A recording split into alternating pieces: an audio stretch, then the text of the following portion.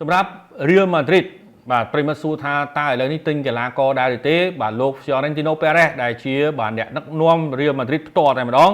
បានបញ្ជាក់ថាសម្រាប់ Real Madrid នឹងមិនទិញកីឡាករណាទាំងអស់រហូតដល់បំណាច់នៃរដូវកាលនេះអញ្ចឹងមានន័យថាមកដល់ពេលនេះកីឡាករទាំងអម្បានគឺនៅថែរក្សាដដែលបាទយ៉ាងណាមិញគឺសម្រាប់កីឡាករទីផ្សារដូរកីឡាករដោយរងានេះក៏ចប់ហើយប្រិមិត្តណាបាទសម្រាប់ការទិញដូរកីឡាករព័ត៌មានបានបញ្ជាក់ថាសម្រាប់លោក Florentino Perez ប្រហែលជាអាចនឹងចំណាយច្រើនបាទនៅក្នុងទីផ្សារដូរកីឡាកររដូវក្តៅខាងមុខនេះបាទចុងរដូវកាលហ្នឹងណាបាទទីផ្សារដូរកីឡាករបើកអាធំនេះគឺលោក Florentino Perez នឹងបាទចំណាយលុយច្រើនបាទអ្វីដែលយើងបានមើលឃើញប្រហែលជានៅក្នុងតំបន់បំរើបាទនឹងមានកីឡាករបម្រើថ្មីបាទចូលរួមជួយជាមួយនឹង Real Madrid បាទក្នុងនោះផងដែរសម្រាប់កីឡាករដែលចាក់ចេញយើងអត់ទាន់ដឹងទេព្រោះដោយសារតែ Real Madrid នេះកីឡាករមិនកម្រនឹងចង់ចាក់ចេញណាស់